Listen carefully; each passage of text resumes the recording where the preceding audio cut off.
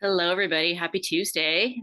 For this week's meditation, I wanted to do something a little bit different because a bunch of you, when everybody at the same time reaches out for a certain theme, I think about that as a communication. So this week, I'm gonna be talking about, and then we're gonna do some practices for clearing energy. We live in beautiful transformational times. We are waking up as remembering ourselves as energetic beings and remembering the importance of energetic sensitivity. And so I wanted to give us some tools that we might be able to keep in our bag of tricks. And so I'm going to start off with the things that y'all probably already know. The first is using herbs, specifically using herbs for the purposes of smudging. The most common herb that everybody knows about is white sage. Um, they come in bundles. If you're going to go buy a white sage bundle, see if you can find one that's sustainably grown, or even see if you can grow your own, or reach out to me. We grow white sage up here sustainably. Other herbs you can use, however, include Palo Santo, which is a wood, sweetgrass. You can also use cedar, and you can either light it and just let it work. You can do a counterclockwise swirl around different places of your body, and that is used to clear just generally heavier negative energy. If you happen to be able to, the next category of things that we've all heard of is sound healing.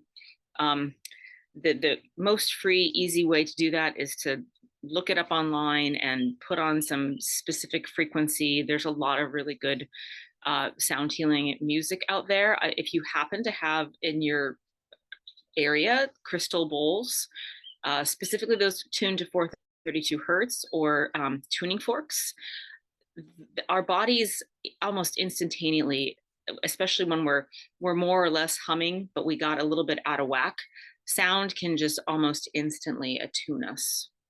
Another thing that you guys probably know about is just working with crystals or stones. The most common ones for clearing include the black stones. Tourmaline, black tourmaline is pretty popular. Shungite is also used. You can also look for selenite, which is the white stone. Selenite's not a stone that likes water, so keep it away from water, it'll fall apart.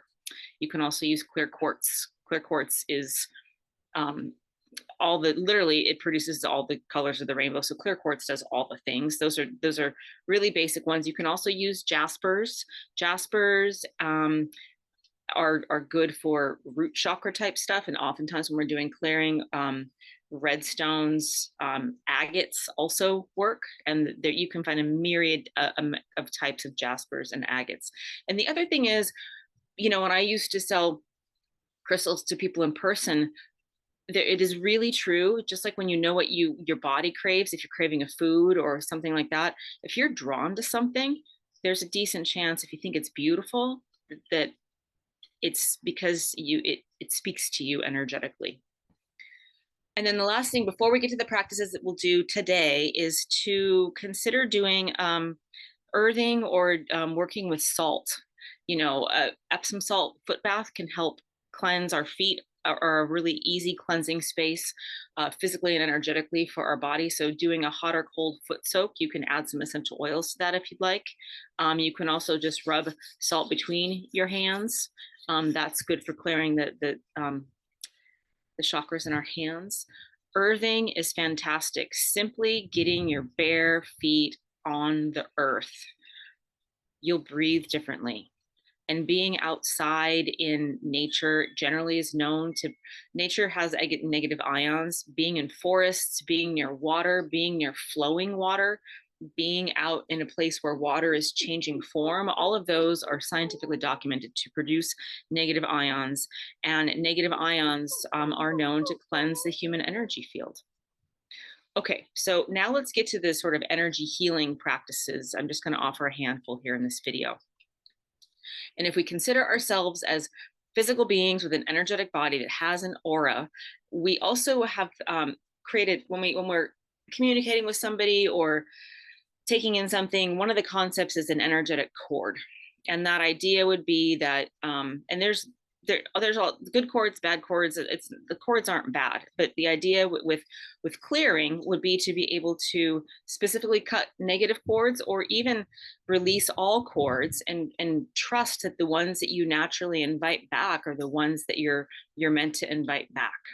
So one of the things you can do, and I teach this to some of my students in energy healing, is take your hand and imagine that you've got chords to somebody or to something. Specifically, if you had an interaction that felt a little bit icky, or you saw something on the internet that just is kind of not uplifting you, you can take your hand and imagine that you're grabbing the chords and sort of circle it around, and imagine you're pulling it up into a little knot, and then imagine that you're pulling the chords out, and with your fingers, I'm going to do it close to the camera so you can see what I'm doing, but I'm doing it out beyond my aura, releasing it. You can do that as many times as you want. You can do it around the whole of your body. I find that doing it around the front is particularly powerful. You can do it around your back as well. And if as we get to be more and more sensitive to energy, which is part of what's happening on our planet at this time, you can really actually feel the difference. The other thing to do is to work with the chakras. And so if you're working with your chakras, you can imagine you can do it with your hands, or you could just do it and visualize it. I would invite you to, before doing this practice, the previous practice I did, you can do that if you've had a strange interaction at the grocery store and you get in your car and you just want to clear the energy. Boop. That's an easy one to do it anytime. This next practice is a little bit more involved, so I recommend finding some place where you can kind of sit and take a few deep breaths, breathe in through your nose, release through your mouth. And let's go ahead and practice that together. Let's take 3 nice deep breaths. Inhale through your nose. Feel your spine nice and straight. Exhale through your mouth. Breathing in through the nose, releasing through the mouth. One more time, inhaling and exhaling. And so now you can either do this physically with your hand, or you can do it in your mind's eye. But I'm going to invite you, if you're going to do it physically, we're going to start with our root chakra and we're going to go up. The root chakra is a pretty common place to have a kind of a block or a cord attached, or some place where there might be something that would be needing clearing. So you can imagine that you can go down there and visualize, you can see if you can feel, or you can just imagine that you're taking any cords that are around your root chakra. Your hands are maybe about a foot in front of your base chakra. And you're just gonna, as if you're taking scissors, cut the cord. And you can imagine that the energy that is yours is being pulled back into the center of your root chakra. And anything that is not yours, you're going to seal the end of that cord with golden light. There's a key to that, because that's what makes this clearing powerful, and that's what makes it last. Golden light is the energy of love. It's the energy of abundance, and it's the energy of expansion. And that's what you're giving to anybody or anything that has had an attachment to you in the root chakra. But it's also what you give to yourself. It's what you claim as your experience. So imagine as you're cutting that cord, the cords are rescinding in opposite directions. Yours is being pulled back into its rightful home. Seal it with golden light so that your field has a sort of a sheath of golden light around it. And then we're going to move up to the sacral center, and you're going to put your hands in front of your sacral center, and you're going to take your scissors energetically and cut any cords. Your energy comes back into your sacral center. Seal the end of that cord, or any other cords. If you visualize multiple, seal them with golden light, and just imagine them just recoiling back from whence they came. Moving up to the solar plexus next, put your hand in front of your plexus, cut any cords. Feel your energy come back into yourself. Seal those cords with golden light, and imagine they're just rescending out to their original owners. Up to your heart, same thing. Put your hand in front of your heart center.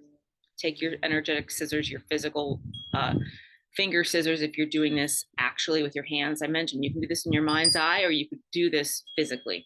I like to do it physically, especially if I'm on video, because it just makes it more relevant.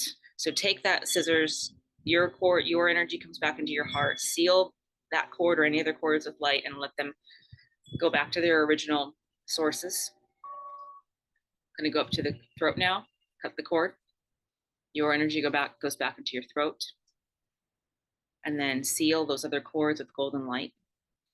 Back they go to their original owners, up to the third eye. Cut the cord, cut the cords. Your energy goes back into your third eye. Seal those cords with golden light. Send them on their merry way. Crown chakra, cut the cord. Your energy comes back into your crown. And those cords, that cord, seal it with golden light and let it go back to its original owners. And then take a moment to take a few nice deep breaths just with yourself. 3 deep breaths, 100% in your energy, and feel how good that feels. Breathing in through your nose, releasing through your mouth. One more time. All right. That's my meditation offering for this week. I hope you find it helpful. I always love you guys' comments and feedback. So if there's anything else you want to hear about, or you have any other things to share, drop me a comment, drop me a note. Have a blessed week. I'm very grateful for you.